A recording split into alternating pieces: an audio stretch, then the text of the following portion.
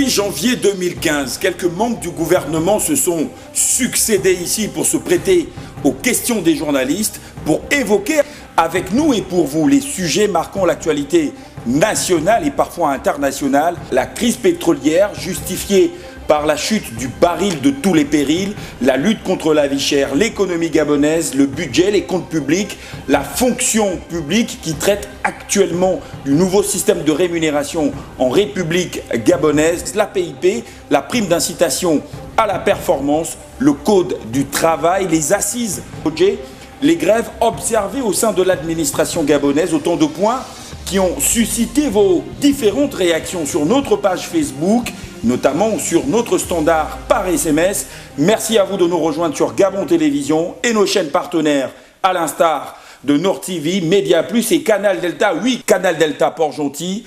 Bienvenue à ce numéro exclusif de votre émission, notre émission Faire Savoir. Il n'y aura pas un nouvel invité ce soir, mais une rétrospective de ces quelques moments de débat et de discussion avec ces ministres, d'autant plus que certains sujets évoqués restent d'actualité et donc de mise. Tout de suite, la fonction publique, le budget, le travail, l'économie, mais avant, quelques réactions. Ntoum, c'est une commune de Bénin avec 3 arrondissements. Et lorsque vous restez à Libreville, Ntoum n'est pas forcément concerné. Mais quand vous vous déplacez pour Ntoum, je crois que c'est une très bonne chose. Faire Savoir, c'est une très bonne émission et que les Gabonais suivent d'ailleurs. Donc, je vous dis chapeau à vous et au gouvernement, parce que c'est le gouvernement de la République qui fait en sorte que vous puissiez être chez nous en Ntoum. Nous voulons une décentralisation normale. On parle de la décentralisation, il faudrait qu'elle soit effective pour nous permettre d'avancer dans les dossiers de recrutement, les dossiers d'avancement automatique, les dossiers de reclassement sont des problèmes administratifs qui minent les fonctionnaires gabonais. Et au ministre de la fonction publique, qu'ils puissent en tenir compte. Il y en a qui emmènent leurs problèmes de maison jusqu'au lieu du boulot, ce qui fait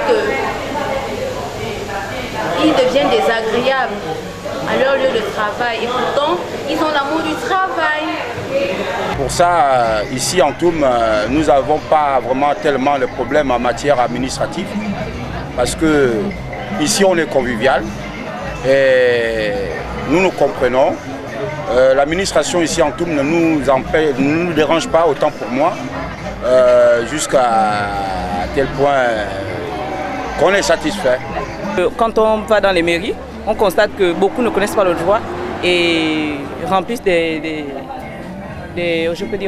remplissent des actes d'existence sans même, de fois, certains ne savent même pas lire. Pour faire les dossiers, c'est les tracasseries. Il faut aller prendre le numéro à 2 h du matin, 3 h du matin, comme nous faisons l'ACNAM GS là en ce moment.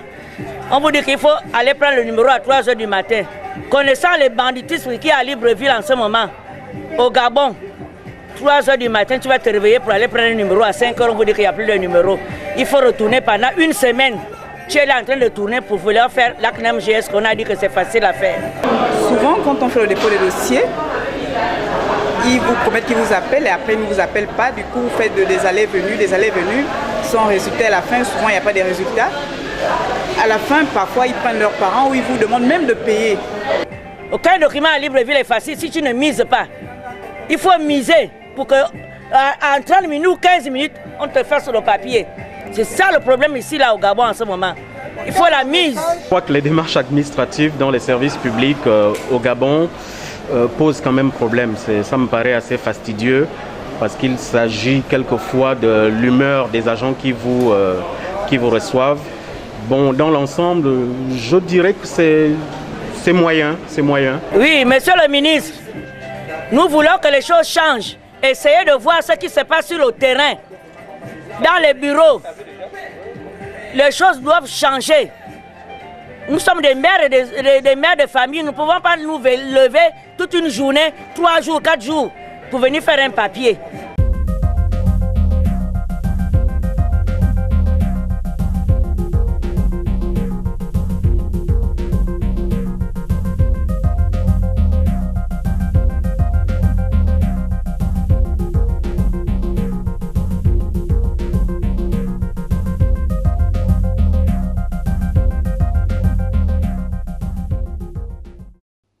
Jean-Marie Ogandaga, vous venez de suivre avec nous ces différentes réactions. Et vous l'avez constaté, Nadège Mbanda, journaliste blogueuse, très présente sur les réseaux sociaux, et Louis-Philippe Mbadinga de l'AGP, l'agence gabonaise de presse, nous ont rejoints sur ce plateau. Peut-être une première réaction?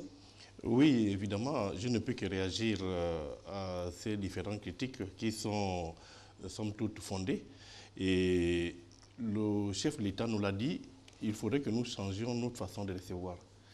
Et c'est un constat général, nos administrations reçoivent mal les usagers. Et en ce qui concerne la fonction publique, nous nous battons pour que cela change. Mais cela ne peut changer que si chaque agent, chaque intervenant de la fonction publique connaît ses droits et ses devoirs. Parce que lorsque la dame dit « rien ne peut se faire sans qu'on ait mise », vous savez, pour miser, il faut un miseur et un misé. Et la personne à qui on demande de miser doit connaître ses droits, doit savoir qu'un service public est un service non marchand et la personne n'a pas à payer. Êtes-vous en train de dire que vous n'avez, du moins, vous n'avez jamais entendu parler de cela, ou plutôt que vous n'avez eu aucune réclamation jusqu'à ce jour? Vous savez, nous entendons beaucoup de choses, mais le principe du contradictoire doit prévaloir en tout état de cause.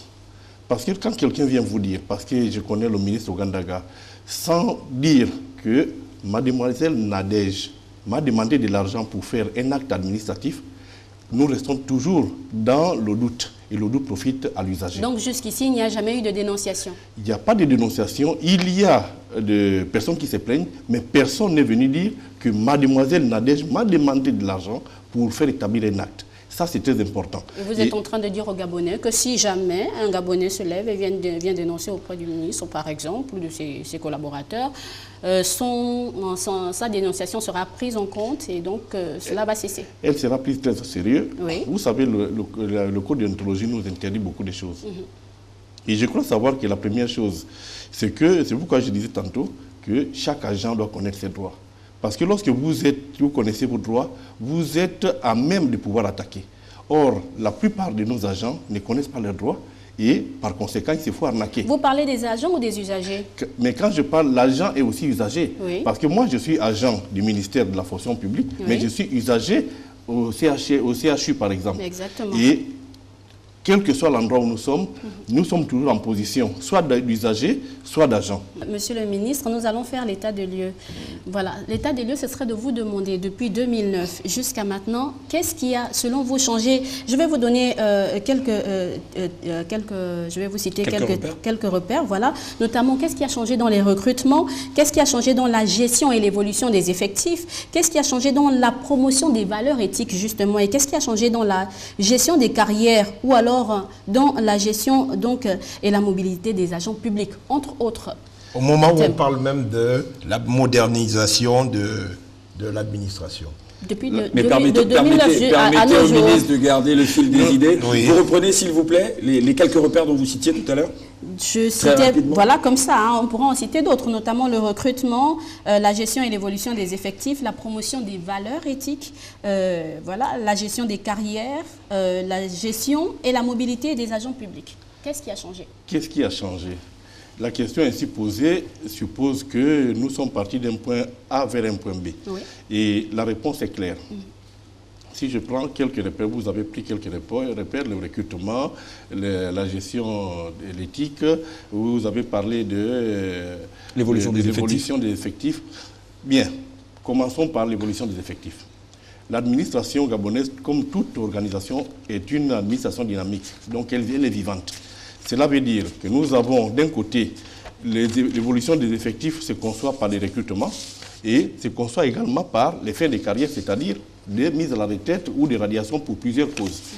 Qu'est-ce qui change? Ce qui change, c'est qu'il y a des procédures de recrutement et vous savez, la fonction publique, le recrutement se fait par concours, ça c'est la voie royale et exceptionnellement par voie directe.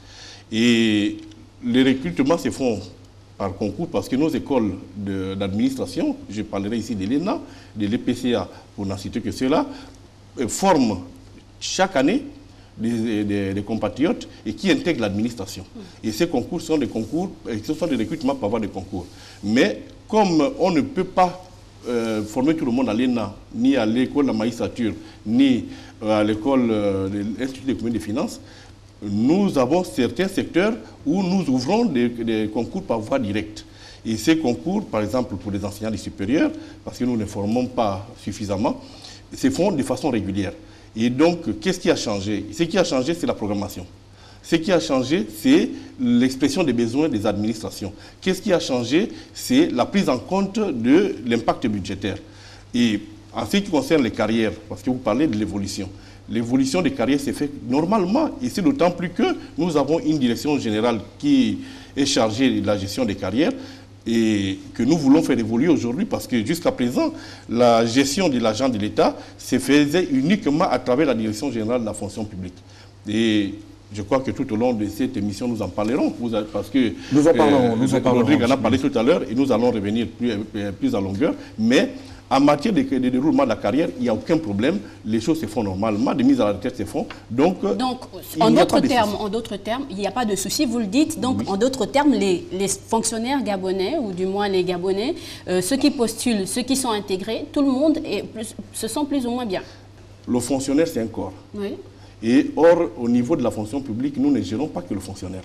Nous avons plusieurs corps, dont le fonctionnaire. Et au niveau de la fonction publique gabonaise, vous avez des corps comme... Ma question, monsieur le ministre, est toute simple. Oui. Pensez-vous que tout le monde est aujourd'hui à l'aise? Non. C'est-à-dire satisfait? Non, nous ne sommes pas dans un pays où tout est... Nous parlons de 2009 à maintenant. Non, de 2009 à maintenant, il y a eu beaucoup d'évolutions. Oui. Mais les choses ont été faites correctement. Oui. Mais vous savez que la fonction publique ne peut pas absorber tout le monde. Il y a toujours plus de demandes d'entrée qu'il y a de postes budgétaires. Parce que le poste budgétaire, c'est cette réserve, ces réserves de crédit qui est octroyée par le Parlement à l'exécutif pour pouvoir recruter un agent ou bien pour pouvoir rémunérer un agent qui est déjà recruté et il se renouvelle chaque année. Nous ne pouvons pas aujourd'hui dire que la PIP est donnée à celui qui la mérite. Par rapport aux évaluations qui sont dites, ça dépend de la relation que vous avez avec votre chef. Si seulement le chef ne vous apprécie pas, même si vous travaillez bien, il ne pourra pas bien vous noter. Pour évaluer, il faut donner d'abord l'outil de travail à l'agent que vous allez évaluer. Si nous, par exemple, ici, là, les spécialistes de la route sont assis, il n'y a pas des engins, vous allez les évaluer sur quelle base? Hein? Tout ça, ce sont des méthodes discriminatoires. Moi, je pense qu'on n'a pas besoin d'évaluer. Tout être humain et tout travailleur est conscient du travail qu'il doit fournir. Monsieur le ministre, moi ce que je souhaite, les fonds de souveraineté et la PIP qu'on donne aux gens, ça n'a pas sa raison d'être. Parce que ce n'est pas des prestations de services.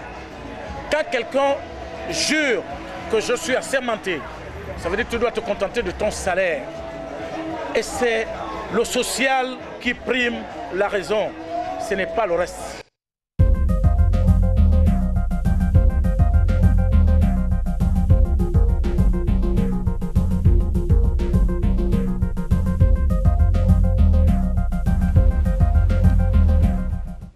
Jean-Marie Ogandaga, un micro-trottoir réalisé ici à Libreville et à l'intérieur du pays, les critères d'évaluation de la prime d'incitation à la performance. Merci Rodrigue.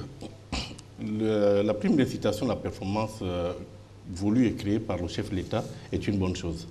C'est une bonne chose parce qu'une prime doit rémunérer une performance, telle que l'indique le nom. Et l'évaluation est une obligation de l'administration. Parce que nous n'évaluons pas rien que pour payer la prime. Nous évaluons l'agent même pour son avancement, même pour se situer par rapport à d'autres agents. L'évaluation est une valeur cardinale de la fonction publique. D'ailleurs, il y a un décret. Il y a un décret sur l'évaluation de l'agent. Oui. Nadège, laissez le ministre poursuivre, s'il vous plaît. Non, je suis obligé de vous le dire parce que j'ai entendu vous dire beaucoup de choses, qu'il n'y avait pas de critères d'évaluation. Oui, il n'y a pas de critères d'évaluation pour celui qui ne le sait pas. Mais la fonction publique, elle est normée.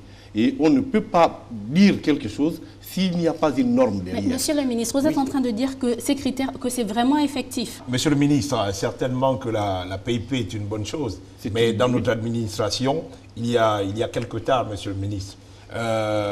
Il y a des gens qui importent. Il y a des gens qui importent les comportements de la maison, les comportements du village dans l'administration. Du coup, on se retrouve dans des administrations où on s'appelle papa, maman, tonton, ainsi de suite. Ça, c'est une chose. Et dans l'administration, il y a également des problèmes personnels, des inimitiés. Tous ces éléments font en sorte que... Oui, la question. Tous ces éléments font en sorte que l'évaluation ne peut plus être objective. Comment on règle ce genre de questions? Louis-Philippe, je suis désolé de vous décevoir. Le fait que vous apportiez dans l'administration vos comportements villageois ne veut pas dire que c'est la norme. Il n'a pas parlé de lui, monsieur le ministre. Non, il a pris un exemple. Non, il a pris un exemple, mais le fait que nous apportions dans nos administrations nos comportements villageois ne veut pas dire qu'il n'y a pas de normes.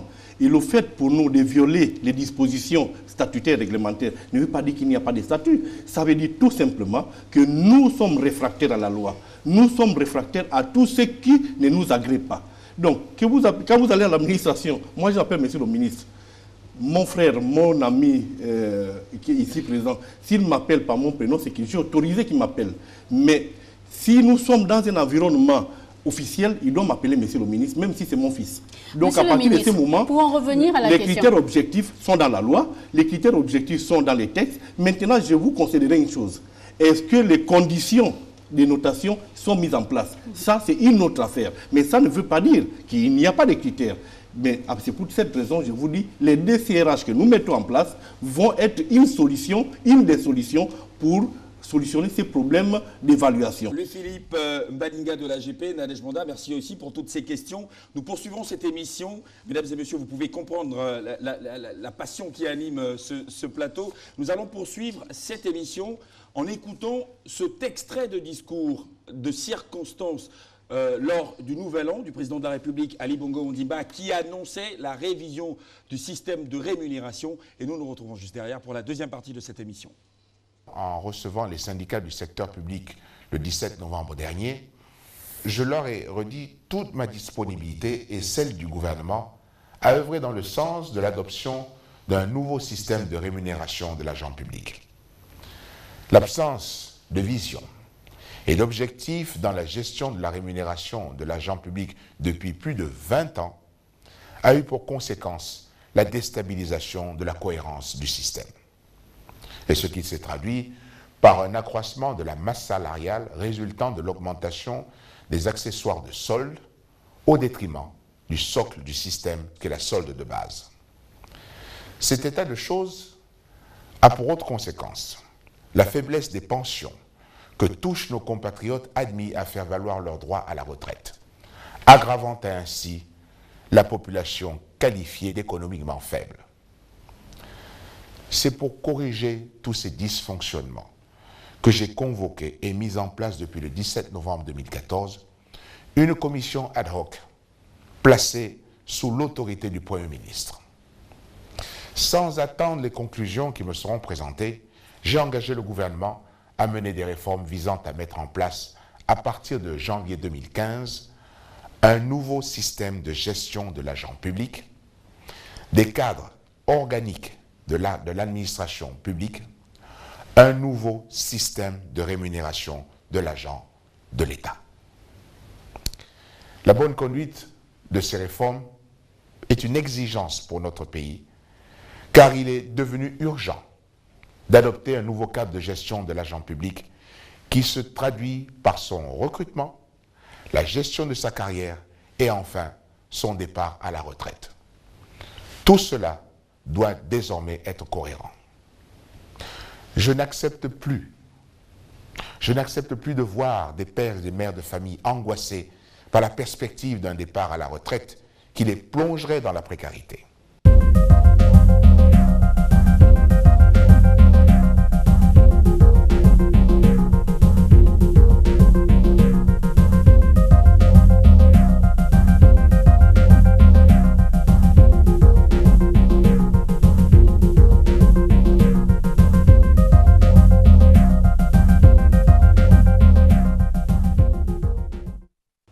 Voilà, Monsieur le Ministre, discours circonstanciel de Nouvel An du président de la République, Ali Bongo Ondimba, qui annonçait la révision du nouveau système de rémunération. Il a dit qu'il n'attendrait pas les conclusions des travaux d'Ongonje. Et finalement, ce qui s'est passé, c'est qu'il y a eu un certain nombre d'interprétations autour de ce discours.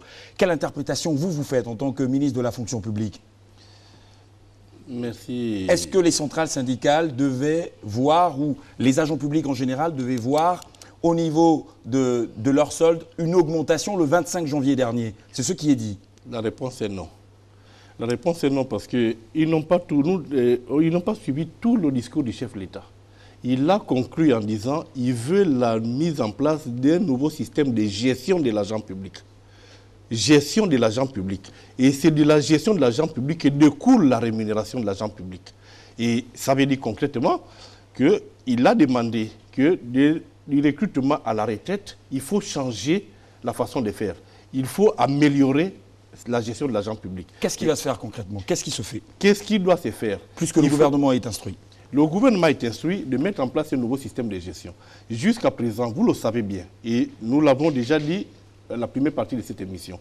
Jusqu'à présent, l'argent de l'État a été géré dans un seul endroit, la Direction générale de la fonction publique, qui est centralisée au ministère. Et vous savez que le ministère de la fonction publique ne peut pas gérer tous les agents de l'État. Il se trouve qu'aujourd'hui, dans la mise en place de la nouvelle gestion, au centre, nous mettons la direction centrale de ressources humaines, qui vont être des directions des gens de la fonction publique déconcentrées dans chaque département. Ça veut dire concrètement que nous changeons là l'approche, nous allons plus proche des problèmes des usagers, là où les problèmes se posent, et c'est là où la gestion va se passer. À partir de ce moment, les besoins de chaque structure administrative seront pris en compte et remontés rien que pour visa au niveau de la fonction publique centrale. C'est à partir de ce moment, nous comprenons bien que le nouveau système de rémunération qui se met en place va être un système qui va remettre à l'endroit ce qui a été ce qui a été retourné. Le chef d'État nous l'a dit, que le système de rémunération aujourd'hui souffre du fait que l'accessoire a pris le pas sur le principal. Aujourd'hui, si vous regardez votre bulletin de salaire, vous vous rendrez compte que vos accessoires sont supérieurs à votre solde de base. Or, c'est la solde de base qui vous permet d'avoir la retraite. C'est pour cette raison que le chef de l'État a dit qu'il ne veut plus voir ça. Il faudrait qu'on remette à l'endroit ce qui a été déplacé. Et nous nous y attelons. Mais vous savez aussi qu'une réforme ne se fait pas ex nihilo. Une réforme touche les corps des agents de l'État, touche les conditions de travail, touche les conditions d'emploi. À partir de ce moment, nous allons toucher l'arsenal juridique. Parce que la rémunération n'est que la résultante de modes de gestion et l'appartenance à nos corps. Donc c'est pour cette raison, une réforme de la rémunération doit s'accompagner, doit être précédée par la réforme des dispositifs institutionnels. D'accord.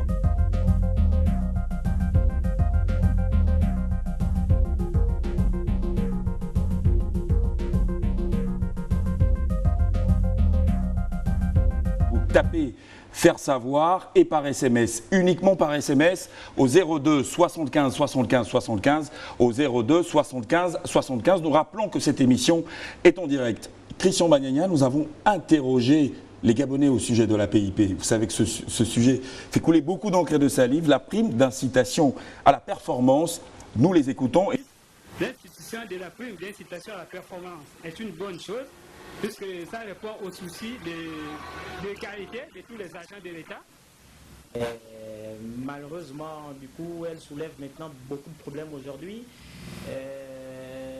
Ça vient, ça ne vient pas, ça vient, ça ne vient pas. Du coup, ça devient compliqué pour le fonctionnaire qui, certains, ont eu à mettre en place.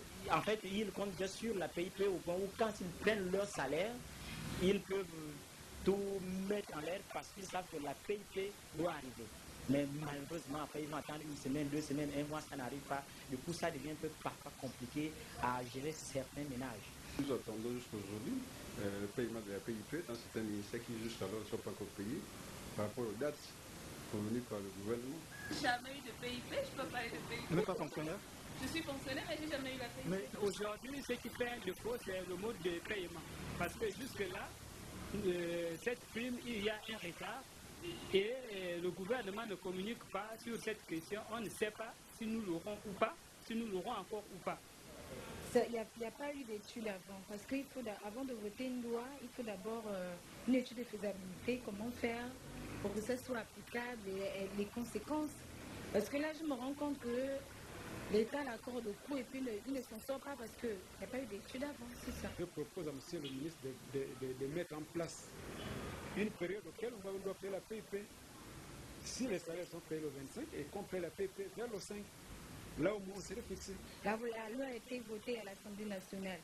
Parce qu'avant de voter, c'est là qu'il fallait voir comment faire maintenant que la loi est votée. Les gens ont du mal à ne plus percevoir de l'argent. Donc là, il faut payer les gens et puis c'est tout. La PIP, ce n'est pas nous qui l'avons demandé. C'est le gouvernement qui a bien voulu nous donner une prime en plus.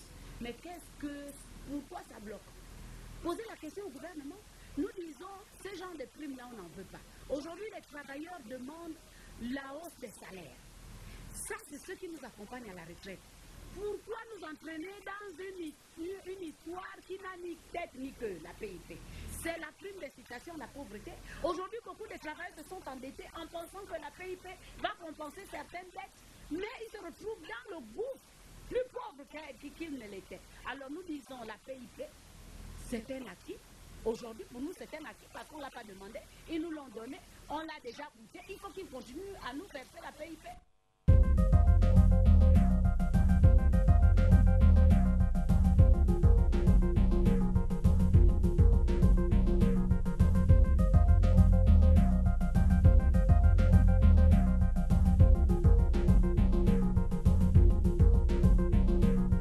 Monsieur le ministre, vous l'avez constaté, Tatiana Minko et Guy Frédon-Gobian nous ont rejoints sur ce plateau. Des réactions vives autour de la prime d'incitation à la performance. Vous, votre réaction? Disons que, au regard de l'élément qui vient de passer, pas de réaction particulière, si ce n'est de me conforter dans l'idée, c'est que certains compatriotes n'ont pas compris le sens, évidemment, de la décision du chef de l'État d'instituer la prime d'incitation à la performance. Et je voudrais vraiment rappeler ce principe. La prime d'incitation à la performance est une prime qui est décidée par le chef de l'État, qui est née de sa volonté de récompenser donc la performance. C'est une des primes qui vient évidemment, c'est un élément complémentaire de salaire, donc de rémunération. Et c'est une prime qui est destinée donc à optimiser le rendement des agents publics d'État. Donc de ce que j'ai entendu, j'ai l'impression que la plupart de mes compatriotes qui réagissent comme ça ne le savent pas. Et pourtant, ça a été largement commenté, présenté et vulgarisé du reste, parce que l'objectif, c'est que les fonctionnaires de l'État gabonais s'approprient les véritables instruments, évidemment, proposés par M. le Président de la République pour permettre à l'administration de sortir de sa léthargie actuelle, parce que je crois que pour le développement que nous attendons tous, évidemment, nous avons besoin que l'administration joue son rôle pleinement. Et pour ça, c'est comme dans toutes les entreprises, évidemment, nous avons besoin que l'administration, évidemment, soit performante. Et nous allons en parler tout au long de cette émission. Tatiana Minko.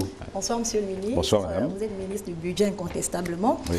Alors, pour éviter toutes sortes de polémiques, pourquoi la date de paiement de cette prime d'incitation à la performance n'est pas homogène pour tous les ministères et administrations concernés, pour éviter les problèmes? Vous parlez de quelle période, madame? Parce que la prime d'incitation à la performance, elle a été mise en place en 2014. D'accord, et en 2014... 7 juillet, bien sûr. En 2014, non, pas le 27 juillet, vous dites? Mais les agents de l'État se plaignent du fait que pour certains... je reviens pour vous expliquer que la prime d'incitation à la performance, elle a été mise en place en 2014.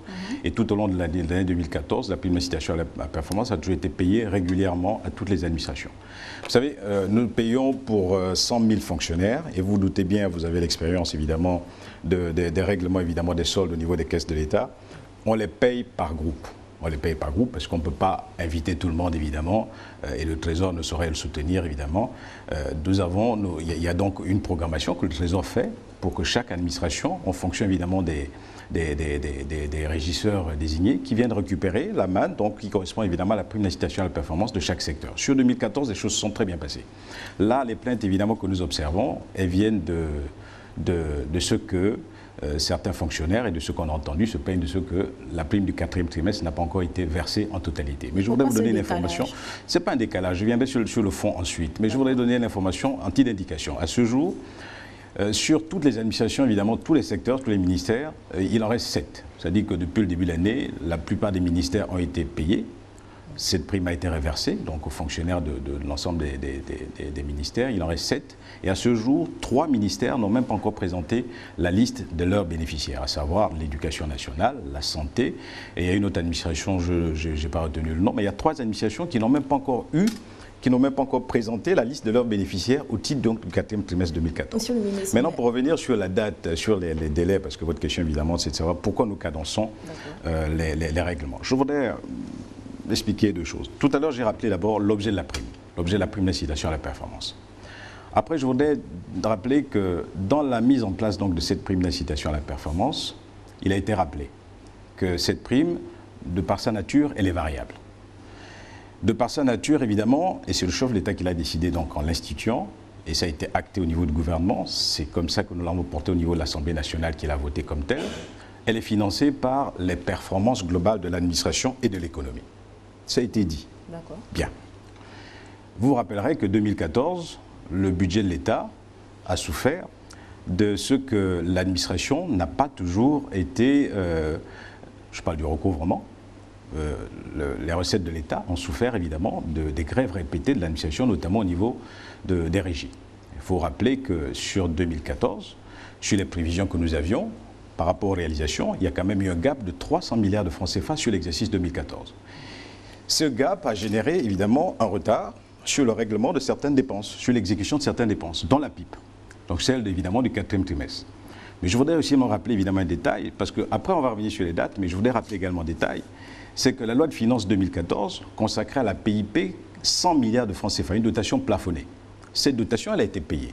D'accord. Elle a été payée totalement. Donc au regard du budget, c'est-à-dire l'exécution budgétaire, nous avons payé le montant évidemment qui a été donc acté par l'Assemblée nationale. L'autorisation qui nous a été donnée au titre de la PIP, c'était de payer 100 milliards. Tous ces 100 milliards ont été payés en totalité. La réclamation qui est faite, c'est le paiement du 4e trimestre, donc des 40 milliards, sur un principe, parce que c'est un débordement des 100 milliards évidemment qui étaient prévus, c'est-à-dire au jour d'aujourd'hui, au titre de 2014, la PIP va coûter 140 milliards de francs CFA à l'État. Donc en dépassement donc, de la ligne budgétaire qui avait été consacrée. Il n'y a pas que le 4e trimestre, monsieur le ministre. Si, à ce jour, je crois que la réclamation qui est faite, évidemment, elle porte sur le 4e trimestre. Non, c'est pour revenir, s'il vous plaît, Guifré, juste pour revenir sur les réactions de nos compatriotes tout à l'heure, il y avait justement cette observation faite au niveau des retards. C'est-à-dire, est-ce qu'il n'y a pas des délais ? Les délais sont fixés par la commission en charge donc, de la PIP. C'est-à-dire qu'en fait, c'est toutes les fins de tous les trimestres, donc toutes les fins de trimestre, nous versons la PIP. Et c'est ce qui a été fait sur 2014. Sauf que par rapport au 4e trimestre, évidemment, 2015, c'est la récrimination qui est portée ici. Bien sûr, nous le payons sur 2015. Et c'est là-dessus que je voudrais terminer. Nous payons sur 2015 parce que d'abord, nous n'avons pas d'autorisation, évidemment, à payer la prime du 4e trimestre sur 2015. Pourquoi, monsieur le ministre ? Parce qu'elle aurait dû être payée sur le budget 2014, donc sur les 100 milliards qui avaient été consacrés à cet effet. Si tout le monde avait joué le jeu, madame, c'est-à-dire si tout le monde avait accepté, évidemment, le principe de l'évaluation de l'effort, de l'évaluation de la performance, de la notation, parce que cette prime, elle est variable. Finalement, la faute est aux bénéficiaires ? La faute, elle est à la mise en œuvre, et j'avoue que la relation avec les partenaires sociaux en 2014, telle qu'elle a été conduite par les partenaires sociaux, ne nous a pas permis ne nous a pas donné la possibilité de respecter les délais, de faire respecter les principes. Monsieur le ministre, est-ce que ça insinue donc que le projet n'a pas été étudié à maturité? Ah non, le projet a été étudié. Mais pourquoi vous n'avez pas tenu compte de ces paramètres? Madame, je pense que quand vous faites le procès au gouvernement de ne pas étudier le procès, vous allez un peu trop loin. Non, le projet de la PIP, il a été étudié. Et sa mise en œuvre, évidemment, elle a été actée, puisque je dis, les 100 milliards, donc la dotation qui a été annoncée par le chef de l'État, c'est une instruction qu'il a donnée, que nous avons consignée dans la loi de finances rectificative 2014, elle a été votée par l'Assemblée nationale. Donc, le principe, évidemment, de l'étude, tel que vous l'évoquez, je ne sais pas à quoi vous faites allusion, et les grilles. Il y a même eu, évidemment, on a mis en place des comités ad hoc au niveau des ministères économiques et budgétaires. Après, par la suite, nous avons mis en place une commission qui est chargée, évidemment, de la mise en œuvre, donc du suivi de la mise en œuvre donc, de cette PIP. Donc, les mécanismes ont été étudiés. Simplement, les bénéficiaires ont boudé le principe de la notation. On se retrouve au jour d'aujourd'hui à payer une PIP constante avec des agents, alors que... Sans notation. sans notation, madame. Merci de me le porter. Est-ce que c'est légitime? Est-ce que c'est normal? Mais je crois que ce n'est pas citoyen. Parce que le principe en lui-même, il a été clairement expliqué. C'est-à-dire, la prime, c'est une prime à la performance, donc qui est assise sur la notation. Et cette notation, elle doit être menée, donc, c'est la notation des services publics, la notation des agents publics de l'État, qui participent à la performance. Je prends un exemple, madame.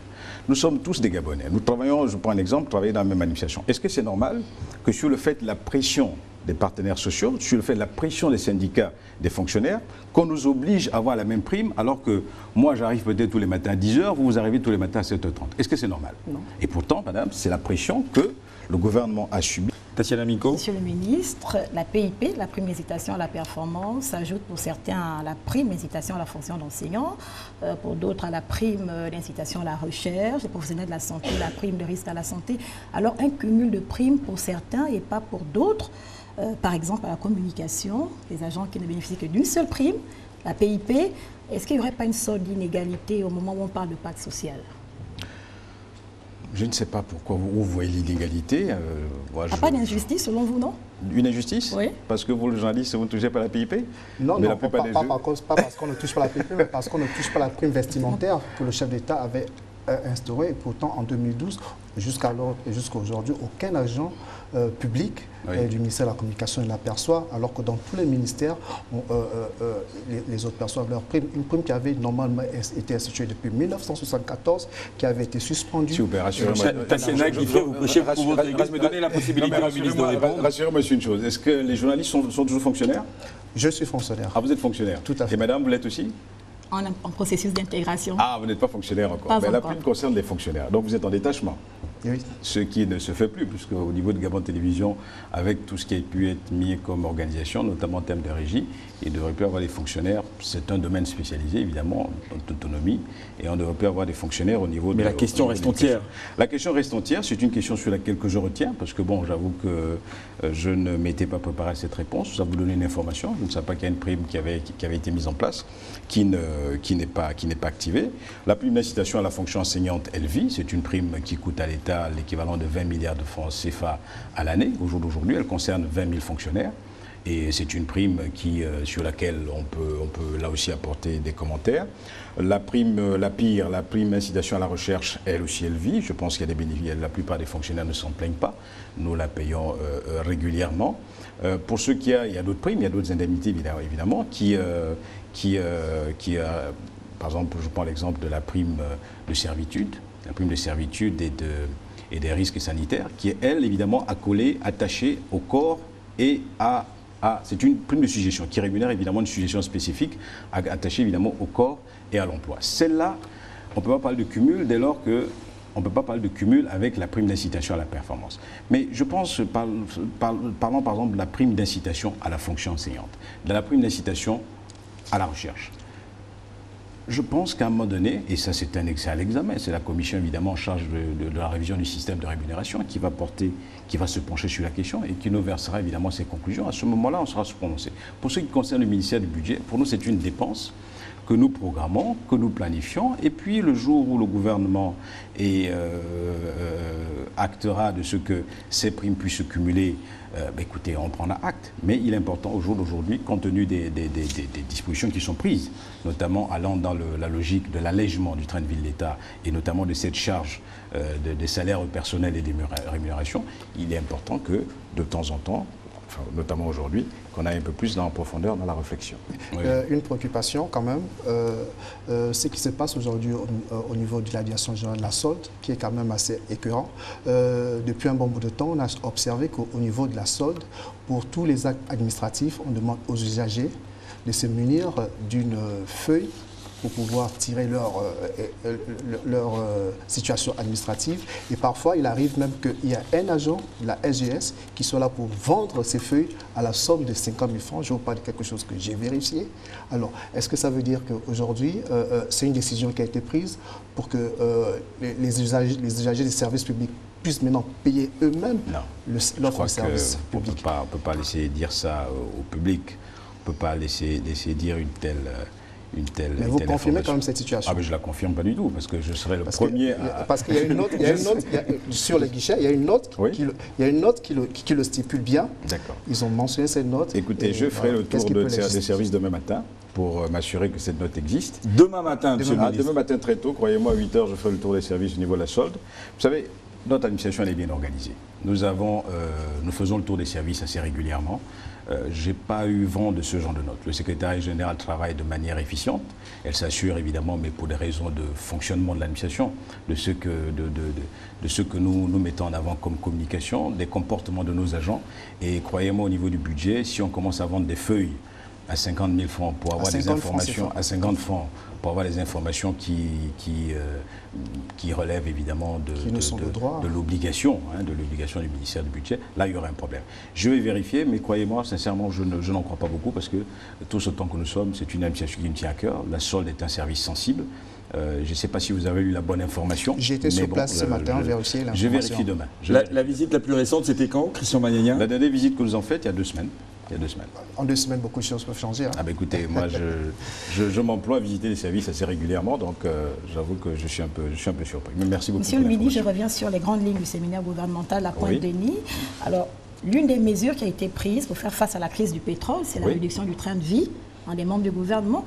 On a le privilège d'avoir en face de nous le ministre du Budget. Alors, est-ce que, en termes de chiffrage, on peut savoir exactement comment va se traduire cette réduction? La réduction des charges? Les membres du gouvernement. Parce qu'on a parlé de la réduction du train de vie de l'État. Et par solidarité, le gouvernement a décidé de réduire son salaire. On ne sait pas à quelle hauteur.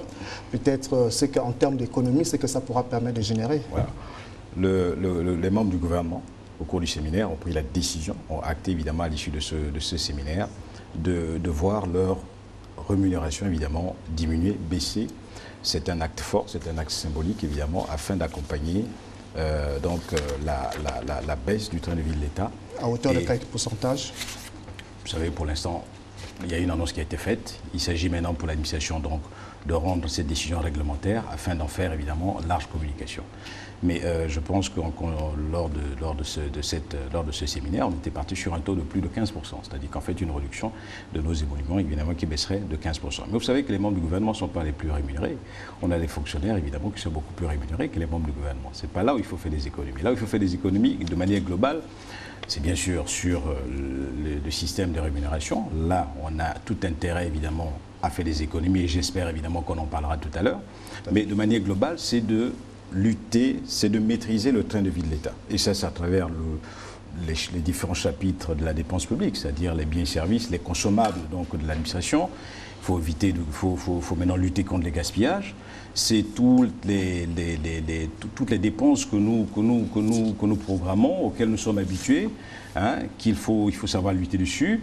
Le gouvernement déjà, depuis avant le Conseil même, avant la tenue de ce séminaire à Pointe-Denis, depuis l'année dernière déjà, se bat, déploie des efforts considérables pour lutter contre le train de vie de l'État. Le gouvernement, je vous rappelle pour votre information, qu'en 2014, le gouvernement n'a renouvelé aucun équipement.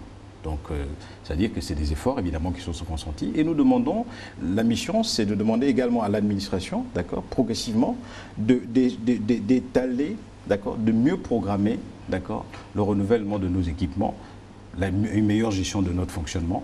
Et c'est en cela que la budgétisation par objectif du programme, et nous allons y venir, vous l'avez annoncé tout à l'heure. Nous allons en parler. Nous pensons que c'est la voie pour mieux rationaliser évidemment la dépense publique, avec un objectif évidemment de mettre en avant l'investissement, d'accord, de chasser le dérisoire, d'aller vers l'essentiel. Et ça, c'est des comportements tout à fait de rationaliser les dépenses publiques. Le fait d'aller faire ce séminaire à la Pointe-Denis, ce ne sont pas des dépenses supplémentaires. Pourquoi on n'aura pas fait ça dans un cadre dans la capitale? Un peu plus modeste. Oh, madame, compte tenu de la situation. On sait combien coûte la navette, monsieur le directeur. On ne peut pas reprocher au gouvernement qui veut réfléchir, qui veut se retrouver dans un cadre évidemment sorti de Libreville pour réfléchir, d'avoir traversé à peine 2-3 km. Ce n'est pas tout le monde qui a l'opportunité de se déplacer pour la Pointe-Denis, monsieur le ministre. La prochaine fois, je vous inviterai, madame. Vous verrez que c'est très sobre et qu'on y mange évidemment de manière tout à fait naturelle. Et si ce n'est pas un secret, à quand l'effectivité de cette mesure? Laquelle, madame? La réduction... Et si nous évoluions, s'il vous plaît. Oui, moi, j'ai une préoccupation. Oui.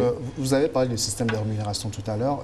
On parle un peu de faire les économies. Alors, je vais essayer de prendre un peu l'évolution des masses salariales depuis 2013, on est parti de 561 milliards en 2014 713 milliards et la loi de finances initiale de 2015 s'élevait à 732 milliards.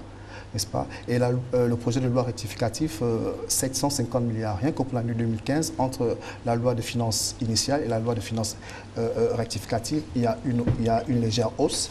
On est en situation de crise. Où est-ce que l'État va trouver les moyens pour trouver les moyens nécessaires quand on sait que le budget de l'État dépend à plus de 55% des recettes pétrolières? Bien. Monsieur le ministre, moi je pense que c'est vraiment l'essentiel de notre discussion. Il vaudrait mieux qu'on se recentre évidemment sur cet objectif qui est celui d'adapter la dépense publique à l'ambition du Gabon. Nous vivons une période de conjoncture, donc qui est liée évidemment à la baisse du prix du baril, du prix du baril du pétrole, c'est vrai. Et nous sortons évidemment cette baisse du prix du baril, donc cette conjoncture induit tout de suite évidemment à l'État donc de proposer évidemment une loi de finances rectificative afin d'adapter sa dépense. Bien. Où est-ce qu'on va aller chercher les économies? Les économies, il faut aller chercher dans le train de vie de l'État. On en a parlé tout à l'heure. Les informations que vous donnez sur la masse salariale ne sont pas ce que j'ai. J'aurai l'occasion de revenir sur les informations puisque nous avons préparé donc des éléments qui vont être projetés et qui feront l'objet d'une large communication afin que vous ayez les bons chiffres s'agissant de l'évolution de la masse salariale. La masse salariale sur l'année 2014, sous réserve bien sûr des éléments de clôture, aura pesé autour de 680 milliards de francs CFA, la PIP comprise. 680 milliards de francs CFA avec les charges sociales, avec les différentes primes, les indemnités et tout ce qui va avec. Bien. Cette masse salariale va souffrir, va augmenter du fait du nouveau système qui va être mis en place, d'accord, et qui est à l'étude par le ministère en charge évidemment de la fonction publique. Les économies, nous ne pourrons les avoir évidemment que d'abord dans nos comportements, les comportements des fonctionnaires. Et là, je m'adresse évidemment à un fonctionnaire.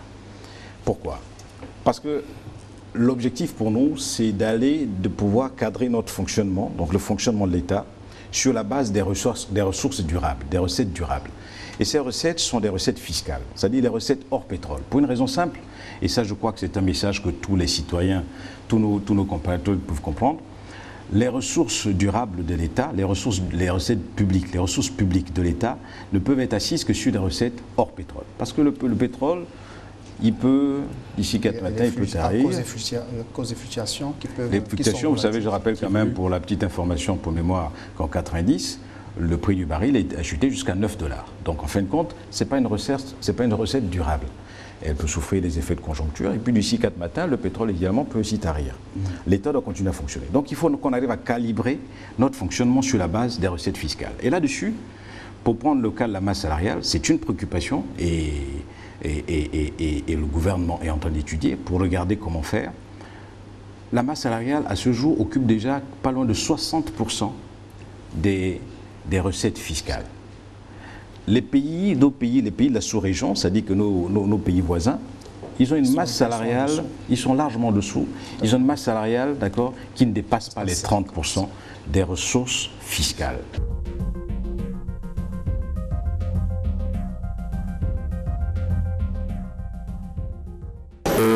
Le droit de grève devrait être légitime au lieu que ça soit une guerre entre l'employeur et l'employé. Quand il y a une incompréhension aujourd'hui, quand on regarde le climat social au Gabon, c'est non seulement un peu du désordre parce que certains veulent prendre à profit un peu ce qui se passe pour mieux régner, il faut diviser. Bon, chez moi, déjà au départ, il n'y a pas trop de problème, parce qu'à chaque fois qu'on a une revendication à faire, les dirigeants, normalement, ils viennent là et nous font asseoir, qu'on essaie un peu de discuter de ça. C'est dans mon entreprise, c'est ce que je sais. Alors, ça va. Plus nous, on a toujours des suites favorables à ça. Si ça se passe, la relation entre patron et employé se passe bien. Bon, je ne vois pas de mal à faire une grève, en tout cas, pour moi. C'est par rapport à ce que je vis. On fait la grève pourquoi? Qui fait à ce qu'on fait la grève? Mais si c'est l'État, l'État doit reconnaître que, voilà, je reconnais qu'ils ont le droit de faire la grève. Il faut que je règle la situation pour que la chose marche. Et je regrette beaucoup quand on jette l'anathème sur les enseignants, parce que le bien-être d'un père, ne peut être le bien-être de son enfant. Et ensuite, le droit de grève au Gabon, à mon humble avis, devrait être légitime. Il ne faudrait pas qu'on embrase ou alors qu'on intoxique ou alors qu'on déporte le débat sur un autre terrain. Je pense que la relation entre employeur et employé est encore bonne, dans la mesure où moi, dans mon lieu de travail, j'ai de bonnes relations avec mon patron, où il y a le dialogue, les choses se passent bien, tout se déroule bien, on se rend compte, on se comprend, on se fait confiance, et puis il n'y a rien. Bon, personnellement, je n'ai pas de commentaires négatifs à dire là-dessus. Un bon leader doit d'abord être climatique. Quand ça va, il faut au moins partager, montrer aux employés que ça va. Parce qu'il faut avoir un sentiment d'appartenance. Quand ça ne va pas, le leader doit dire que là, ça ne va pas. Donc c'est pour ça que je parle de leader climatique. On ne peut pas être un leader autoritaire, c'est qu'on a décidé. Comme on a décidé, les employés doivent faire. Ou encore un leader, on appelle ça comment? C'est lui qui échange, quoi. Voilà. Voilà, sympathique, ouvert. Voici, j'ai opté telle décision, qu'est-ce que vous en pensez? Mais tout en sachant que le dernier mot le revient.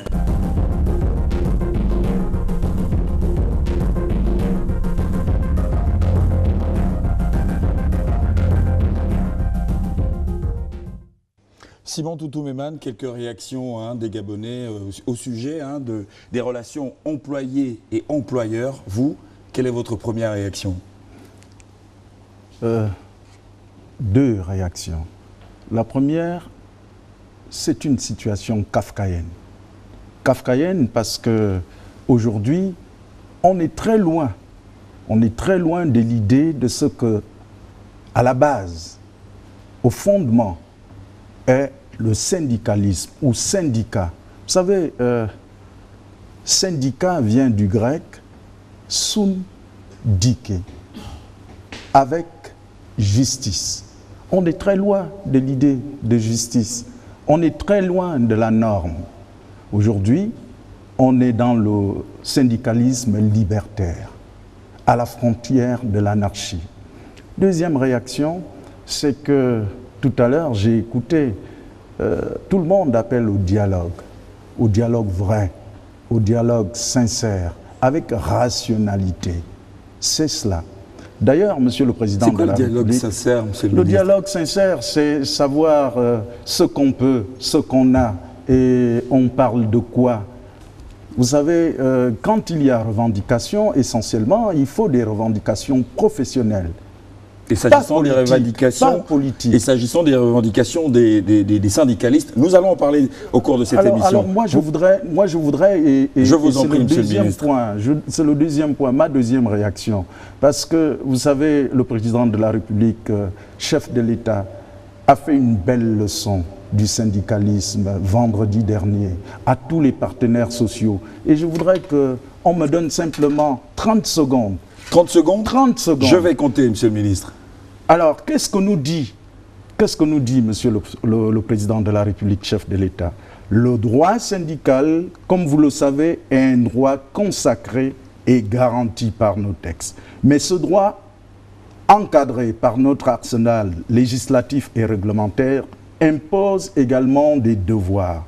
À la liberté syndicale d'observer un arrêt de travail correspond la liberté du non-syndiqué, du non-gréviste, de vaquer sereinement à ses occupations et donc de travailler en toute quiétude et en toute sécurité sans avoir à être perturbé ni à être inquiété dans son intégrité physique ou morale. Vous avez quasiment respecté le temps, Monsieur le ministre, mais comment traduire ces propos très rapidement? Belle leçon. Ça veut dire il y a des droits et il y a des devoirs. Quelle démarche l'État a mis en place pour pouvoir vérifier l'authenticité de cette mesure dans les entreprises? Je vous dis qu'elle est appliquée. Si elle est appliquée, c'est qu'on vérifie, c'est qu'il y a les inspecteurs qui passent régulièrement et nous constatons qu'elle est appliquée. Elle n'est peut-être pas appliquée parce que je ne voudrais pas ici avoir la langue de bois. Elle n'est pas appliquée à 100%, mais les statistiques que nous avons, c'est qu'elle est appliquée à près de 98%. Et pourquoi elle n'est pas appliquée à 100%? Parce que je vous ai dit, madame, le travail illicite, quel que soit le pays au monde, ça existe. et les ripoux en entreprise, ça existe également. Monsieur le ministre, en termes de concrétisation, qu'est-ce que l'État a prévu comme mécanisme mis en place pour permettre l'amélioration des conditions de vie des travailleurs? Alors, là, vous parlez des relations entre employés et employeurs. Vous savez, ces relations sont bien codifiées. En ce qui concerne le secteur public, il s'agit du statut général de la fonction publique. En ce qui concerne le privé, il s'agit du Code du travail et des conventions collectives. Maintenant, vous savez, en ce qui concerne le SMIC, là aussi, il n'y a pas un précédent en Afrique au sud du Sahara. Je veux donner des chiffres. 1974, le SMIC en République gabonaise, 17 500 francs. 1977, le SMIC en République gabonaise, 23 000 francs CFA. La même année, je dis bien la même année, on passe à 44 000 francs. Mais 2006, oui, aujourd'hui, on est à 80 000 francs CFA. Mais au-delà, vous-même, vous l'avez évoqué, on est passé tout de suite dans le secteur privé, 150 000 francs CFA. Maintenant, comparaison n'est pas raison. Je vous donne quelques chiffres. Le SMIC, Sénégal. Au Sénégal, on est à 40 700 francs. Côte d'Ivoire, 60 000 francs. Cameroun, 27 000 francs.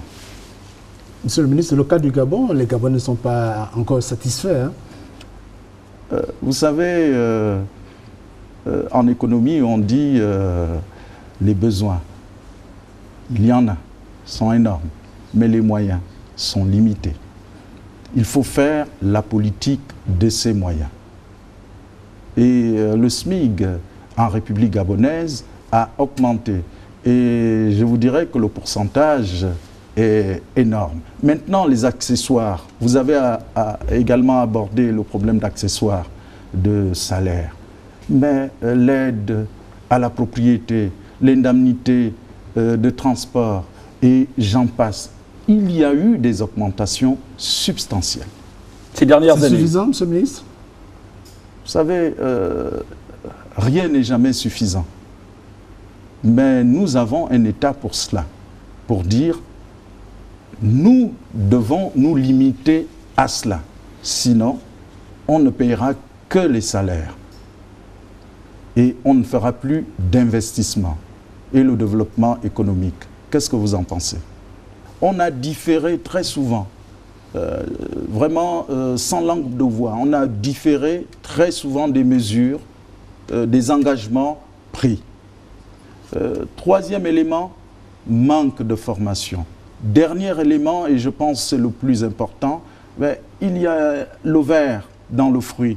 Et ce ver, c'est l'introduction, je dirais l'incursion du politique dans le syndicalisme. Alors, on se retrouve au Gabon avec un syndicalisme tout à fait hybride. Dans ce cas, que faut-il faire, monsieur le ministre? Il faut que la loi s'applique. Il faut que la loi s'applique avec vigueur, avec rigueur. Qui applique la loi, monsieur le ministre? Mais celui qui est le garant de la norme. Et nous allons appliquer la loi avec vigueur. Et ce sera fait. Vous avez écouté le ministre de l'Intérieur hier. La loi sera appliquée avec vigueur.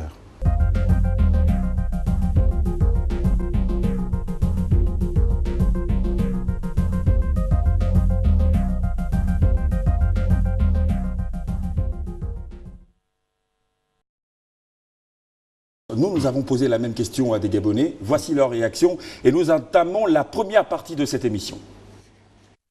L'économie gabonaise va un peu mal, du simple fait que l'économie gabonaise est notamment est en grande partie en fait dépendant des matières premières en général et en particulier le pétrole qui contribue à près de 50% au PIB gabonais. Et ce qui revient à dire que le coût du pétrole a baissé et il faut le signaler que le prix du pétrole est dépendant des marchés internationaux. En ce moment, l'économie gabonaise se porte très mal parce qu'on a l'impression que le Gabon achète plus qu'il ne vend. Donc, c'est-à-dire que ces prix auront tendance à augmenter, d'où l'inflation des prix. Et du coup, on remarquera un déficit courant de ces transactions courtes. Et je ne veux pas aller dans tous les sens, mais je vais me focaliser sur le commerce international. Le Gabon est dans une spécialisation primaire, c'est-à-dire elle exporte des matières premières telles que le bois, le manganèse et le pétrole, qui sont des produits à faible valeur ajoutée, qui ne favorisent pas la création d'emplois. Et ce sont des produits qui sont, c'est-à-dire les recettes de ces produits, donc les recettes dues à l'exploitation de ces matières premières, sont, exposent le pays à des fluctuations conjoncturelles. C'est-à-dire si, au niveau international, le prix baisse, ça aura un impact négatif sur les recettes dues à ces matières-là. Bon, je pense que l'État doit diversifier l'économie et nous devons favoriser la création et le développement des entreprises qui transforment les matières premières en produits finis, parce que nous savons que ces types de produits ont une valeur ajoutée élevée et si nous décidons de les exporter, il en résultera des recettes plus élevées que celles que nous obtenons en exportant par exemple le pétrole, le manganèse ou le bois à l'état brut. Le projet Graines, c'est vrai qu'on entend parler, mais il n'est pas encore ancré dans la tête de tout un chacun. C'est-à-dire qu'on ne prend pas vraiment conscience de ce qui se passe vraiment et de ce qui se fait.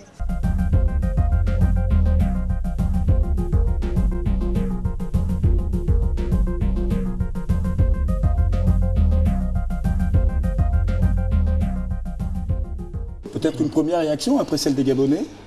D'abord, je suis satisfait, les Gabonais suivent exactement l'évolution de l'économie. Il est clair que depuis mi-juin 2014 et maintenant, la valeur du Brent a subi 56% de baisse. Ça signifie qu'il y a un impact considérable au niveau de l'économie gabonaise. Même si la part du secteur pétrolier n'est plus au même niveau dans la création de la richesse, comme l'indiquait l'un des intervenants, on n'est plus à 50%, le niveau est plus faible, 20%, mais le pétrole est toujours présent au niveau de l'économie, puisque 85% des recettes d'exportation, c'est le secteur pétrolier. Et l'impact au niveau des recettes budgétaires est considérable. L'imbrication du secteur pétrolier et du secteur non pétrolier fait ressortir clairement la nécessité de stériliser les effets de l'effondrement brutal des cours du pétrole sur l'économie. Finalement, comment se porte l'économie gabonaise? Régis Simon. Mais l'économie gabonaise, comme vous l'avez signifié, de 2010 à maintenant, nous avons un taux de croissance en 2014, de 2010 à 2014, taux de croissance moyen de 6%. Et cette croissance a été principalement portée par le secteur non pétrolier. Puis durant cette période, en dehors de 2010, nous avons eu une croissance du secteur pétrolier, mais c'est plutôt l'effet inverse. Par le passé, c'est le secteur pétrolier qui permettait que l'économie gabonaise puisse croître. Et là, c'est le secteur non pétrolier. On a eu un taux de croissance moyen de 8%, ce qui fait ressortir que nous avons un frémissement de diversification de l'économie gabonaise. Et il faudrait maintenant renforcer, comme le disait d'ailleurs l'un des intervenants, l'enjeu majeur est de permettre, à travers le nouveau modèle gabonais, une remontée dans la chaîne de valeur. Il est clair que si nous n'arrivons pas à cette remontée dans la chaîne de valeur, il est impossible d'avoir une croissance inclusive. C'est ça le grand débat. Et aujourd'hui, comme l'a souligné l'un des intervenants, la transformation au niveau des ressources naturelles est un élément essentiel dans le cadre de cette stratégie de recherche de remontée dans la chaîne de valeur. Merci, Monsieur le Ministre. Alors, Dina Koussou, Innocent, vos questions. Ok, merci Rodrigue. Alors, Monsieur le Ministre, depuis 2009, le Gabon s'est engagé à diversifier son économie, conscient du fait qu'on ne pouvait pas reposer que sur les seules exportations des matières premières brutes. 5 ans après, parce que c'est depuis 2009 à maintenant, concrètement, où en est-on avec la diversification de l'économie gabonaise? D'abord, pour commencer... Et des exemples concrets. D'abord, pour commencer, avant 2009, on en parlait. On en parlait, l'après-pétrole. Mais aujourd'hui, c'est une réalité. Et je pense que dès 2009, le chef de l'État, dans le cadre de son programme, a mis cela comme un élément essentiel de son programme. Parce qu'il est clair qu'il faut sortir du lien ombilical qui, en fait, unit l'économie gabonaise au secteur pétrolier. Le secteur pétrolier, nous allons chercher à le valoriser, mais il ne faudrait pas qu'il puisse créer l'atrophie par rapport au secteur. Alors, 5 ans après, bon, vous imaginez bien qu'on ne peut pas, par décret, diversifier l'économie gabonaise. On ne peut pas. On ne peut pas se lever un bon matin par décret en date de ce jour, signé par vous ou bien Innocent Badinga. Y a-t-il quelques avancées? Voilà, l'économie gabonaise est non diversifiée.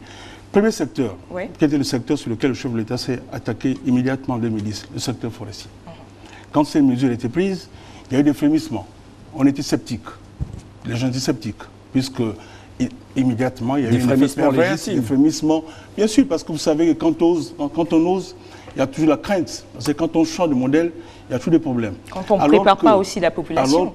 Alors qu'il est essentiel, quand nous voulons bâtir une économie dynamique, d'avoir ce qu'on peut appeler une destruction créatrice, c'est-à-dire une innovation qui enlève certains modèles pour créer un schéma vertueux. Cette mesure, qui a été combattue à un moment par les forestiers et même par certains qui craignaient au niveau de leur emploi, si dans un premier temps, il y a eu une baisse au niveau de l'emploi, aujourd'hui, on se rend compte que ça a été une mesure positive. Parce qu'il n'y a qu'à voir les niveaux de croissance. Je vous dirais que le secteur des industries bois a cru de plus de 20% en 2014. Sauf qu'il y a un certain nombre de pans de cette industrie qui ne sont pas suffisamment développés. On parle de troisième transformation. Nous sommes encore bien loin du compte. Tout à fait. Vous savez, il faut aller de façon progressive. Parce que si on aurait réalisé un Big Bang qui consistait à aller directement exiger la troisième transformation, on n'aurait pas pu. Parce que, comme M. Innocent Badouma le sait, il y a des prérequis, il y a des préalables. Troisième transformation, ça signifie qu'il faudrait avoir des métiers spécialisés. Vous savez très bien que dans ce secteur, il y a une insuffisance de qualification. Il manque par exemple des affûteurs, donc des spécialistes du bois. Nous avons préféré d'abord exiger qu'il y ait une première transformation. C'est vrai qu'à ce niveau, l'impact sur la valeur ajoutée est plus faible, mais plus on remonte, quand on va vers la deuxième, la troisième transformation, l'impact est plus considérable. Là, nous avons un effet multiplicateur sur l'économie. Et nous constatons aujourd'hui, il y a quelques unités qui se lancent là-dedans. En Ogo et Vindo, il y a une unité qui se lance dans la troisième transformation. Et nous sommes en train de voir aujourd'hui quelles actions précises permettent que ce passage puisse se faire. La première et la seconde transformation. Le gouvernement n'a pas suffisamment appuyé la troisième transformation. On a parlé d'un fonds d'industrialisation de la filière bois. Justement. Et les industriels attendent toujours. Vous avez raison, il y a eu des insuffisances à ce niveau puisque le fonds n'a pas été alimenté. Mais il y a d'autres actions, à la fois au niveau de la fiscalité et surtout au niveau de la formation. Ça, c'est un élément essentiel. Et je me rappelle que quand nous avons eu le Forum national de l'industrie, le problème qui est soulevé par les différents opérateurs du secteur qui voulaient se lancer dans la transformation, c'était l'obtention du bois. Parce que là aussi, il faut organiser le marché pour permettre que les unités de transformation puissent bénéficier du bois, de certaines essences qui sont intéressantes pour cette transformation. Et l'un des points qui faisait ressortir, c'était le problème de l'emploi. Il fallait finalement, d'ailleurs, même dans le cadre du plan Marshall que nous avions arrêté, autoriser que durant un moment, nous puissions avoir une politique de souplesse en matière d'immigration. L'essentiel est que les différentes entreprises en question puissent arrêter avec l'État un mécanisme de remplacement des Gabonais à partir des programmes de formation. Monsieur le ministre, comment inscrire tout cela dans le temps ? Vous savez, on parle de première, deuxième transformation. Comment inscrire tout ceci dans le temps ? Dans le temps, c'est première chose. On a fini la première phase. La première phase, elle n'est pas encore terminée. D'accord. Elle n'est pas terminée parce que quand est-ce qu'elle va finir ? Nous voulons aujourd'hui un développement. Nous voulons un développement. Nous voulons qu'il y ait plus d'unité, encore d'unité industrielle. Bon, cette première phase, parce qu'il ne faudrait pas, il faudrait que nous puissions voir aussi ce que nous avons eu à faire de l'autre côté, surtout en matière de formation. Ça signifie qu'au fur et à mesure, nous allons exiger certains niveaux. C'est-à-dire que là, pour l'instant, la première transformation, il n'y a pas de taxe.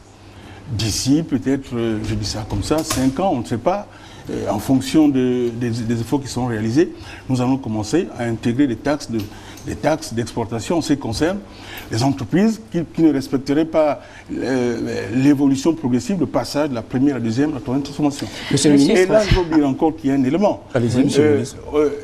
Et c'est une réflexion d'ailleurs qui a été soulevée, même par le chef de l'État, quand on était au forum sur la croissance au niveau de la France. C'est de permettre de nouer des partenariats. Si on a aujourd'hui des partenariats, une entreprise, que ce soit française, européenne, qui évolue au Gabon, qui a déjà un modèle de première transformation, deuxième, nous pouvons asseoir un partenariat où cette entreprise gabonaise a un accord de partenariat avec une entreprise française ou européenne pour maintenant exploiter l'unité dans le cadre de la troisième transformation. Ça permet aussi que nos entreprises puissent avoir une politique ambitieuse, occuper des marchés et surtout prendre des actions dans d'autres marchés, des marchés européens, surtout que des opportunités sont prévues par rapport aux futurs accords de partenariat économique. Mais en matière de diversification de l'économie, il était aussi question de bâtir des industries. Aujourd'hui, on a comme l'impression que... Des industries, peut-être pour rajouter, fortes et compétitives. On a comme l'impression que la mayonnaise ne prend pas encore. Vous savez, le grand problème, c'est que le changement de modèle prend du temps. C'est clair, il y a des prérequis à ce niveau. Dans l'industrie de bois, c'est en train de prendre.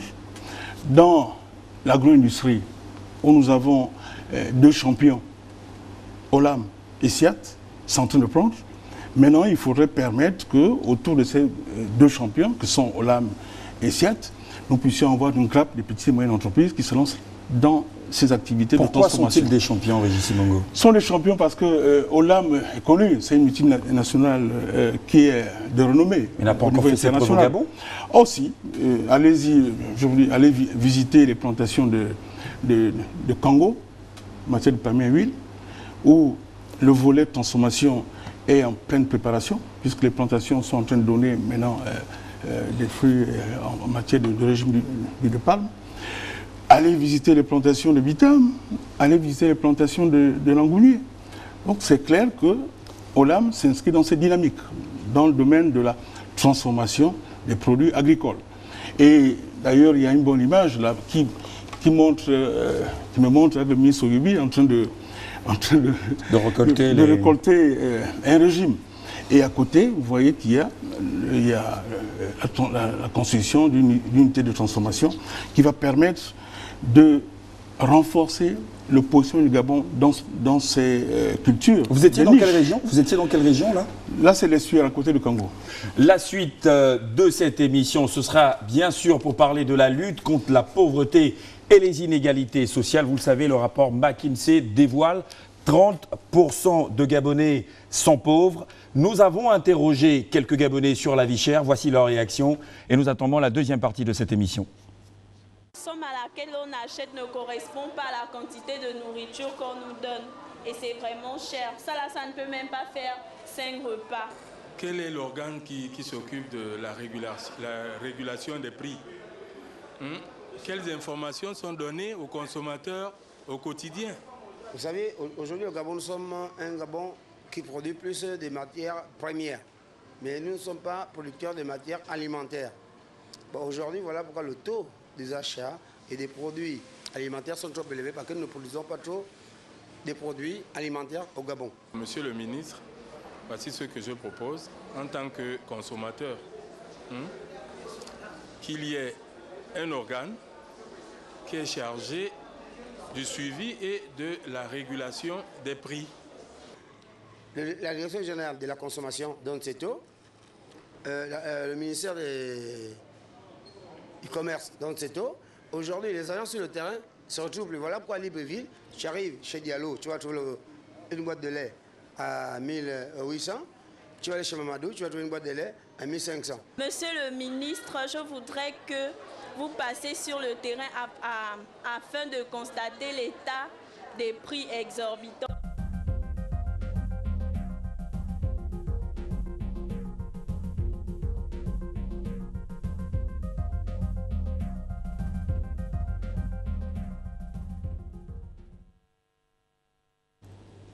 Régis Simongo, quelques réactions sur la vie chère. La vie chère, on en parle de plus en plus dans notre pays et vous l'avez constaté. Louis-Philippe Madinga et Nadège Bonda nous ont rejoints sur ce plateau. Monsieur le ministre, peut-être une première réaction? Première réaction, j'ai suivi les différents consommateurs qui ont abordé certains problèmes qui sont justes. Et l'un d'ailleurs a demandé qu'il y ait une agence de régulation pour essayer de suivre l'évolution des prix. Et actuellement, nous sommes en train de travailler sur la création d'une autorité nationale de concurrence afin de suivre ces aspects de régulation et surtout de vérifier, de laisser la possibilité à la fois aux opérateurs économiques, même aux ménages, de pouvoir saisir cette agence en cas d'entrave à la concurrence, à la libre concurrence. Il est clair que ce sont des problèmes qui sont réels. Nous avons des monopoles, nous avons des oligopoles. Ça crée absolument des effets pervers au niveau de la distribution. La volonté, c'est d'avoir un système vertueux à ce niveau, mais le grand problème, c'est que il y a des prérequis. L'un des intervenants a abordé le problème du contrôle, de la présence sur le terrain. C'est une réalité, mais vous savez, j'ai demandé à l'Inspection de la concurrence, de la consommation d'être sur le terrain. Mais il faut faire attention d'être sur le terrain pour vérifier l'application, sans pour autant traquer de façon illégale les opérateurs économiques. Parce que le climat des affaires est nécessaire. Et quand je suis passé sur les marchés, les différents commerçants ont soulevé ces problèmes. Nous allons voir ces images. Nous allons voir ces images tout à l'heure, Monsieur le Ministre. Nadège Bonda, vous avez une question déjà? Oui, Monsieur le Ministre, qui ne va rien avoir avec ce que vous venez d'évoquer tout de suite, mais plutôt ce que vous évoquiez avec le panel précédent. Vous disiez notamment qu'il a fallu, disons, je vais résumer ça comme ça, 5 ans pour arriver à quelques avancées, notamment dans le secteur infrastructurel ou alors donc dans l'aménagement du territoire. J'ai envie de vous poser la question de savoir... Je peux vous reprendre un peu? Il n'a pas fallu 5 ans. Oui. La question c'était quel était le bilan sur 5 ans. Voilà, justement. Vous voyez ce bilan? Parce que vous dites s'il a fallu 5 ans avant l'arrivée, c'est différent. Et moi je vous dis, il a fallu, c'est-à-dire que il vous a fallu 5 ans, c'est-à-dire que depuis 2009 à maintenant, tout ce que vous avez réussi donc à réaliser, c'est quelques avancées sur le plan infrastructurel notamment, ou alors de l'aménagement du territoire. Venons-en à la question, justement, ma question est celle de savoir donc combien de temps va-t-il vous falloir pour qu'on arrive quand même à observer un ouf de soulagement dans le quotidien des Gabonais? Première chose d'abord, à ce niveau, pour revenir, je précisais qu'en 5 ans, il y a eu des efforts dans le domaine d'infrastructure. Ça c'était un point. Mais le bilan concernait les autres secteurs, puisque j'ai abordé le volet économique en matière de transformation, en matière des unités industrielles. Je n'ai pas fait allusion au complexe métallurgique, par exemple, de Mwanda qui a démarré l'année dernière.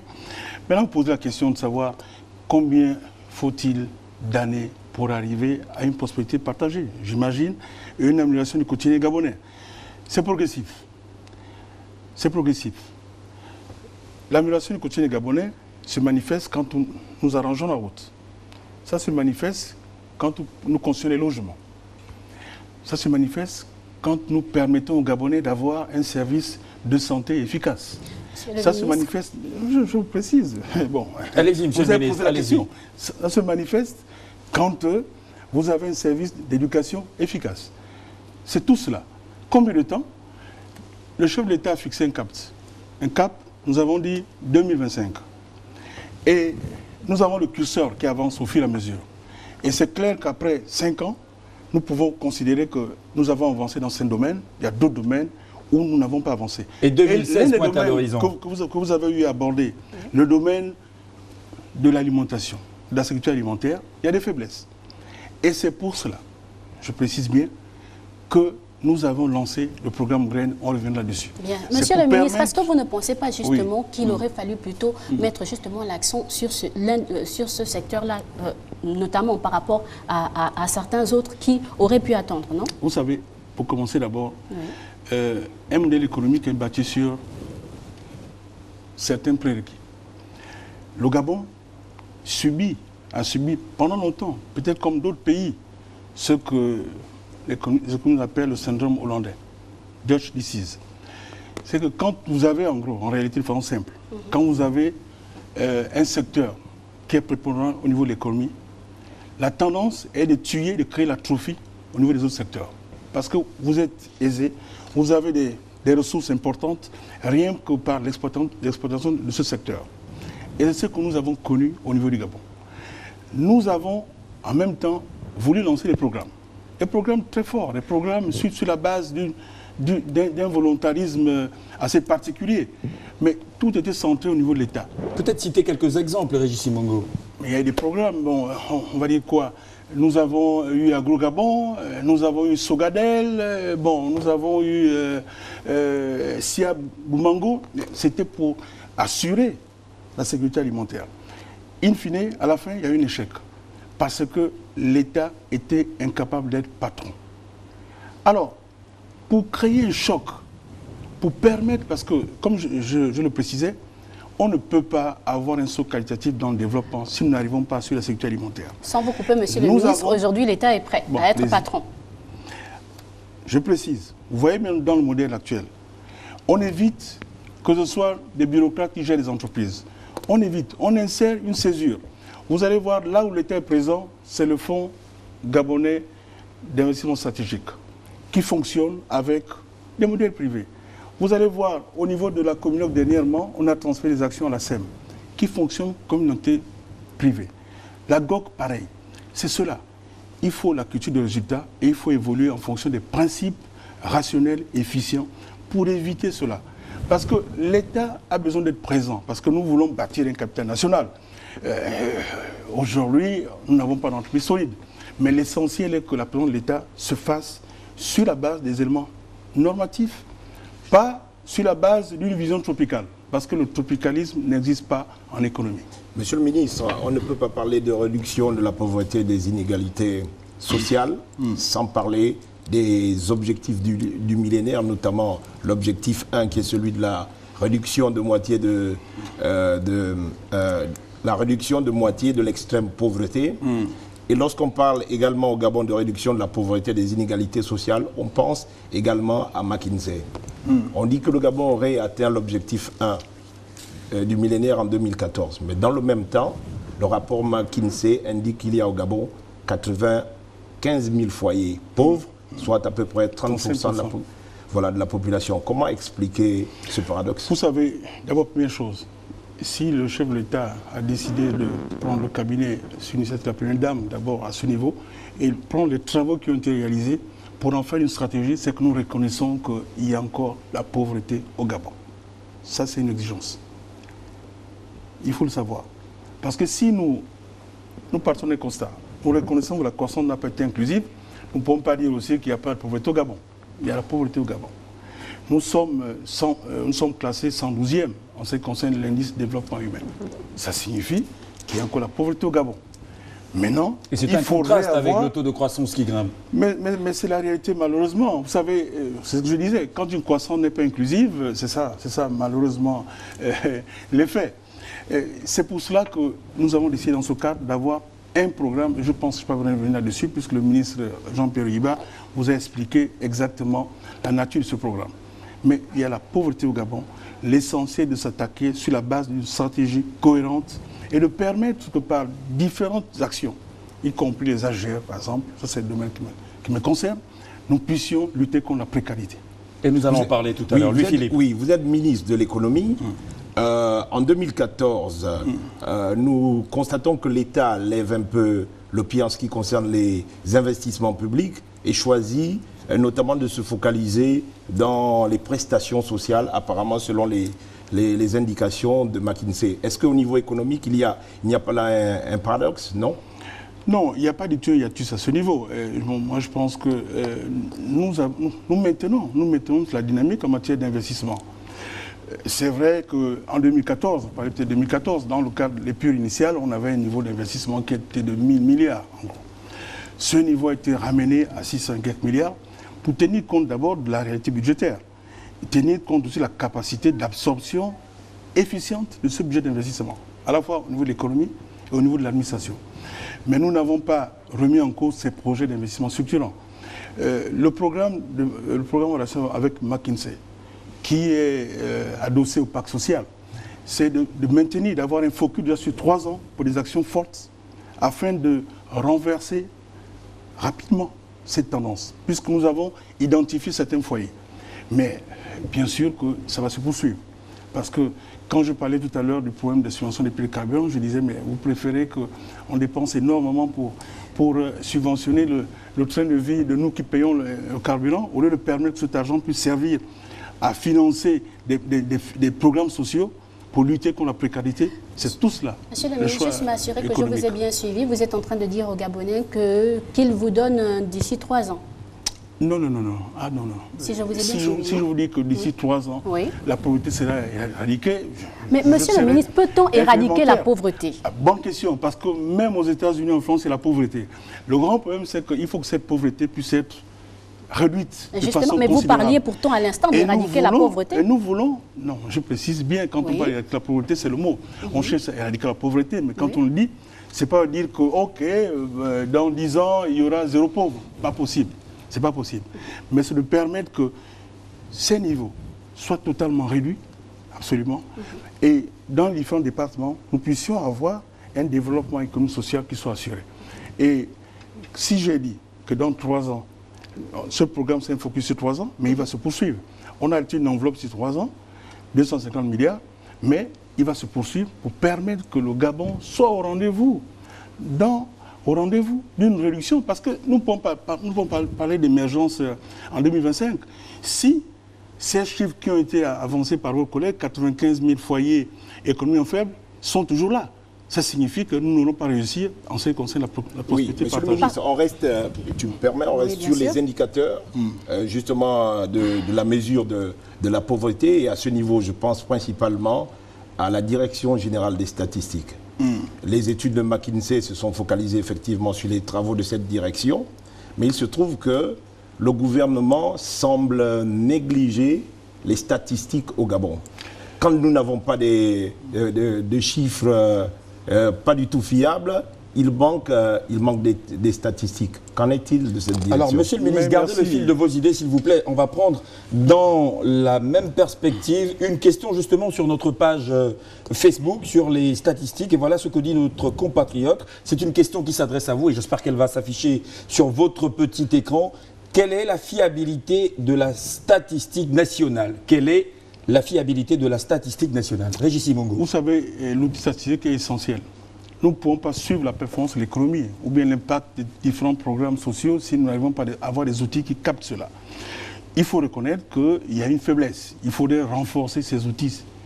C'est essentiel. Monsieur le ministre, vous n'avez pas répondu à la question. Quelle est la fiabilité? Attendez. Y a-t-il une fiabilité? Vous savez, ça dépend. La question que vous posez. Oui. La fiabilité existe. Mais si vous avez des données des comptes nationaux, 6 ans après leur parution, quel est l'intérêt pour votre analyse? C'est cela dont je parle. Alors, qu'est-ce qui fait pour résoudre le problème? Le traitement rapide des données. Les comptes nationaux sont en retard, c'est pas bon.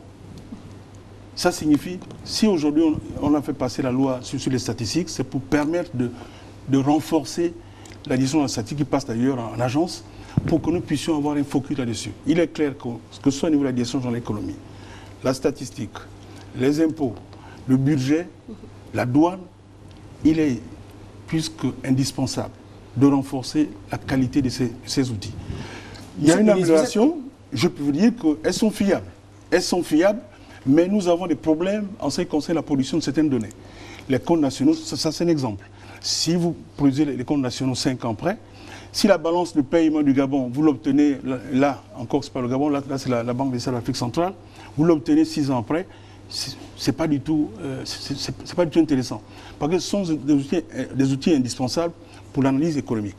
Donc c'est plutôt par rapport à la production des statistiques. Régis Simongo, vous êtes membre du gouvernement. Pourquoi finalement créer à chaque fois les agences sur des prérogatives qui existent déjà dans certaines directions de notre administration? Bon, à chaque problème se crée une agence. Je précise que la statistique, ce n'est pas une agence qui est créée. C'est un projet qui date depuis cette loi statistique, c'est même depuis. Vous avez dit qu'il y a une agence qui va s'occuper désormais de ça. Depuis 2007. C'est un projet depuis 2007, ce projet, la statistique. Parce qu'ailleurs, par exemple, l'INSEE. S'agit-il d'une agence ou pas? Et vous savez que. Depuis 2007. Vous avez peur des agences? Depuis 2007, c'était une agence. Vous avez peur des agences? Non, mais monsieur le ministre, vous-même en tant que membre du gouvernement, comment vous posez la question aux Gabonais? S'ils ont peur des agences? S'il vous plaît, Nadège, on va recadrer les choses. Monsieur le ministre, pourquoi? Monsieur le ministre, s'il vous plaît, juste pour préciser la question, nous avons à chaque fois des administrations qui ont déjà les prérogatives par rapport à telle ou telle autre action dans nos administrations. Juste à côté, il y a des agences qui se créent. Le cas, par exemple, je vous prends quelques cas. La Direction générale de l'urbanisme, on a créé une agence qui s'occupe encore de l'urbanisme. Là, on parle de la Direction générale de l'économie et de la statistique. La Direction générale de la statistique, mais la Direction générale de l'économie s'occupait déjà de la statistique. Et là, vous nous annoncez... Non, c'est pas ça. Vous ne l'avez pas annoncé. Vous avez la Direction générale. Mais comment appréciez-vous cette façon de faire les choses en tant que membre du gouvernement? Vous avez la Direction générale de l'économie. Vous avez la Direction générale de la statistique, qui à l'époque d'ailleurs était au ministère de la Planification. C'est en fait un office de statistique. L'INSEE, en France, c'est un institut de statistique. nous voulons aujourd'hui avoir la même configuration au Gabon. Parce que ce qui se passe au niveau des statisticiens, vous allez regarder, beaucoup de Gabonais ne sont pas intéressés à ces métiers parce que leur situation financière n'est pas adaptée. Il est plus intéressant pour eux de partir travailler aux impôts, au trésor, aux douanes, avoir des revenus plus importants que de travailler là-bas. Avec la loi sur les statistiques, je précise bien, c'est un projet qui date. Ce n'est même pas maintenant à ce niveau. L'appellation office, agence, ce n'est pas ça. Mais c'est cette direction générale qui se transforme en un outil plus efficace. Ce n'est pas qu'on supprime et on crée à côté une autre structure. Maintenant, je vais répondre par rapport aux autres. Bon, si le cas de la statistique, ce n'est pas une nouvelle agence, mais vous parlez de la NUT, des autres agences, ainsi de suite. Vous savez, la création des agences, je conseillais que ça a été une idée positive. Mais pour toute idée, il faudrait éviter qu'il y ait des dérives. Ça, c'est très important. Avoir créé la GOC, c'est en guillemets, c'est une société, mais on va l'appeler aussi agence, puisqu'il y a eu des débats. Gabon et compagnie. Gabon et compagnie, c'est très positif. Aujourd'hui, quand on voit le travail qui est réalisé, quand on voit la place de cette structure aujourd'hui dans le domaine pétrolier, même si c'est encore embryonnaire, c'est très positif. Voilà donc qui vient mettre un terme à ce numéro spécial, ce numéro exclusif de votre émission, notre émission Faire Savoir, une émission rétrospective. Je puis d'ores et déjà vous le dire, notre prochain invité est Noël Nelson Mason, le ministre de la Forêt, de l'Environnement et de la Protection des Ressources Naturelles, en entendant le ministre de l'Éducation nationale, certainement préoccupé par les dossiers brûlants dans ce secteur. Le ministre de l'Éducation nationale qui communique par ailleurs. Communiqué du ministère de l'Éducation nationale et de l'Enseignement technique et professionnel. En réaction aux rumeurs persistantes selon lesquelles l'UNESCO aurait décrété une année blanche au Gabon. Entendu le démenti formel du secrétaire général de la Commission nationale pour l'UNESCO, le ministre de l'Éducation nationale et de l'Enseignement technique et professionnel tient à préciser que le Gabon, État souverain, seul habilité à le faire, n'a pas décrété une année blanche.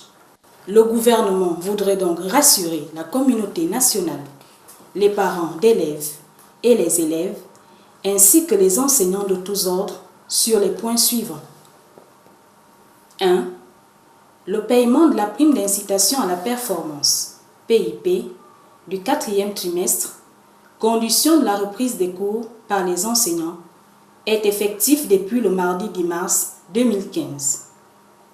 Seuls les cas résiduels relevant de la programmation et concernant un certain nombre d'établissements sont en cours de traitement et de règlement. 2. Des mesures de sécurité particulières sont d'ores et déjà prises pour assurer le bon déroulement des cours, la protection des biens et des personnes, notamment des élèves, des parents d'élèves, des enseignants et des personnels administratifs. 3. Le calendrier scolaire et celui des examens ont été réaménagés et seront communiqués aux chefs d'établissement dans les tout prochains jours. Aussi, au regard de ces dispositions prises, le ministre de l'Éducation nationale et de l'Enseignement technique et professionnel demande-t-il solennellement aux parents de déposer sans crainte leurs enfants dans les établissements. Aux enseignants et au personnel administratif d'œuvrer sereinement pour une fin d'année harmonieuse. Fait à Libreville le 17 mars 2015 pour le ministre de l'Éducation nationale et de l'Enseignement technique et professionnel, le ministre délégué chargé de l'enseignement technique et professionnel. N'oubliez pas, prochain numéro de Faire Savoir, le 11e du genre, il sera consacré à la forêt, à l'environnement et à la protection des ressources naturelles. Noël Nelson Mason, vous pouvez déjà réagir sur notre page Facebook en tapant Faire Savoir ou par SMS, uniquement par SMS au 02 75 75 75, au 02 75 75 75, précédé de 241 si vous nous contactez de l'étranger. Merci à vous de rester fidèles à Gabon Télévision et nos chaînes partenaires, à l'instar de Nour TV, Média Plus et Canal Delta Port-Gentil.